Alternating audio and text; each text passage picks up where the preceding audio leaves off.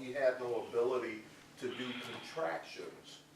So he couldn't say isn't or can't or I'm. He would have to say I am, is not. And there was an episode where they knew it was a fake because he used a contraction. Thought y'all wanted to know that. Anywho, what I'm trying to say is, thank goodness this crazy world isn't real.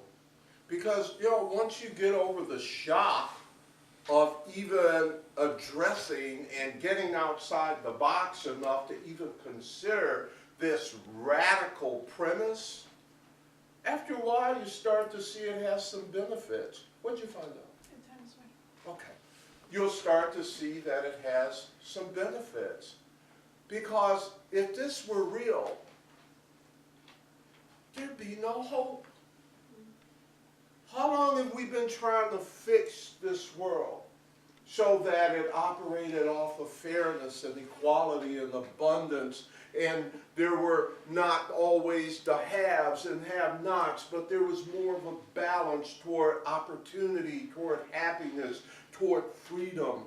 Why is it that all of the societies were based on someone controlling someone else, someone oppressing someone else? And how many activities and methods and schemes and philosophies have we tried to try and equalize that playing field? How many of them have been successful? How many of the wars have really given us lasting peace? Is the war on drugs working? No? Well, wait a minute now, because haven't we spent a lot of money on that? How much money have we spent on the war on drugs, and what could we have been doing with it if... You mean we're like throwing money down the drain? How about the war on poverty? Surely people, everybody... Huh? What happened? Not working. It's not working. Okay. How about the war to end all wars? Is that a World War II, World War I slogan? This will be the war to end all... No, that was a long time. It's how many wars... Yeah, but if we just keep on doing it, it's got to work, right? Okay, how about the way that you get fixed crime is you put the criminals in jail? Now, is that working? Wait, I haven't checked. What's the recidivism rate in the prison system? I know in the state of Michigan, I did some research a few years ago, it was 73% recidivism, which means that everybody that went to prison, 73% of them came back, I forget, within a certain time frame. So, certainly, the way to get rid of criminals is to put them in jail. Everybody knows that. Who questions that? I never heard people questioning that on the mainstream news. How about you? And yet, if you look at the track record objectively, these things don't work.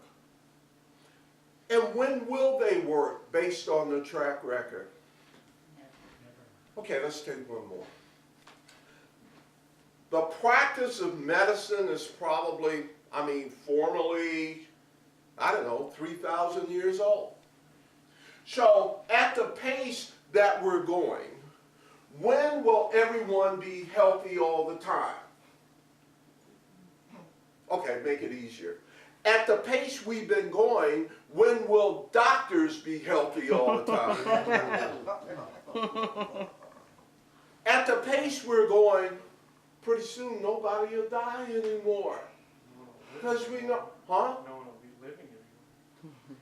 Oh, that's not what we intended.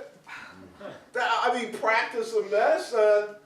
So the things that we have accepted and that nobody's questions and that, see, Carolyn is the kind of person that raises questions like that, and that's why she gets kicked out of most places. Okay? That's why, the politicians don't even want her there. The insurance companies don't even want her in that discussion when they're selling insurance.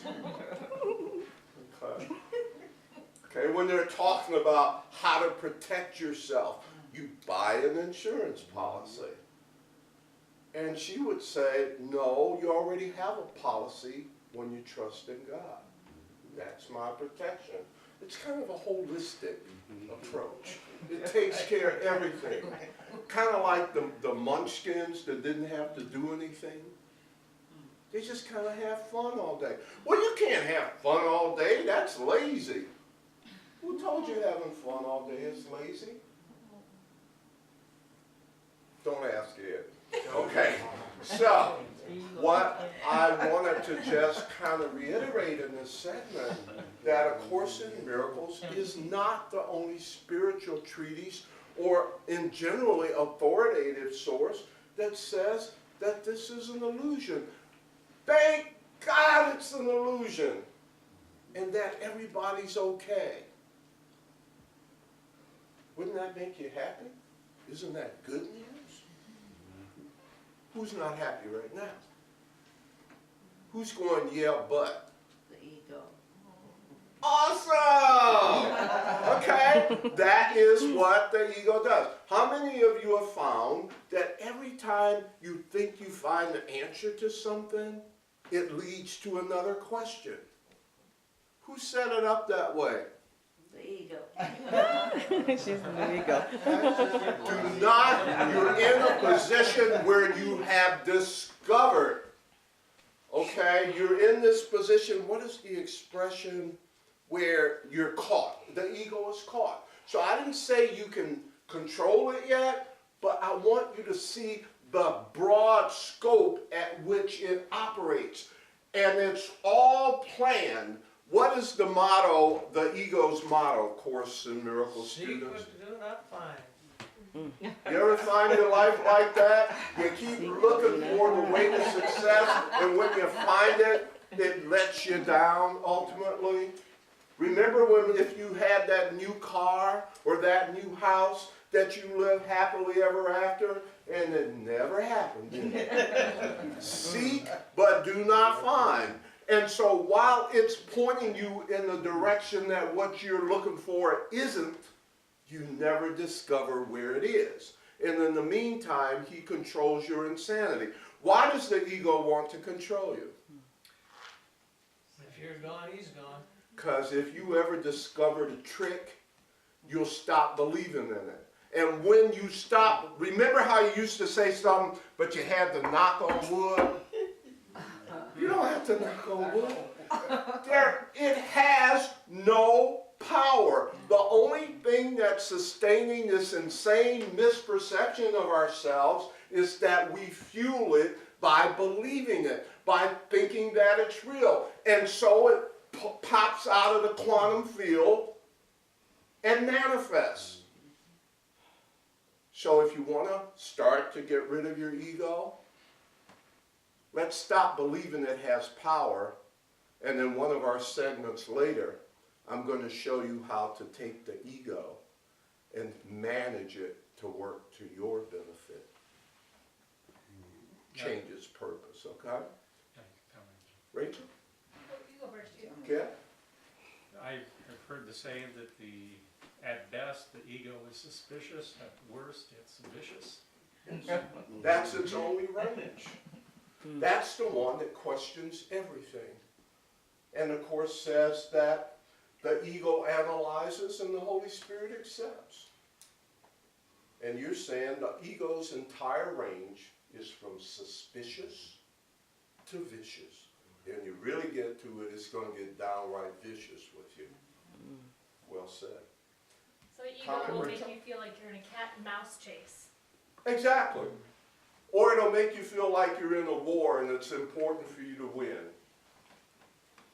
And the Holy Spirit will show you that there is no war. Who's stupid enough to have a fight with God? Now, how do you define God again? And then you say, yeah, but I can do it my way. You see how hypocritical? I mean, that doesn't make sense anymore, does it? So thankfully, God is benign, benevolent, in all of the forms that emanate from what God is. And what is God again? Okay, so if you see anything, if you want a good sign of when you're getting crazy again, it's when you're seeing anything that isn't loving. Easy. Let's take a break. Did they bring it yet? Did it get here yet?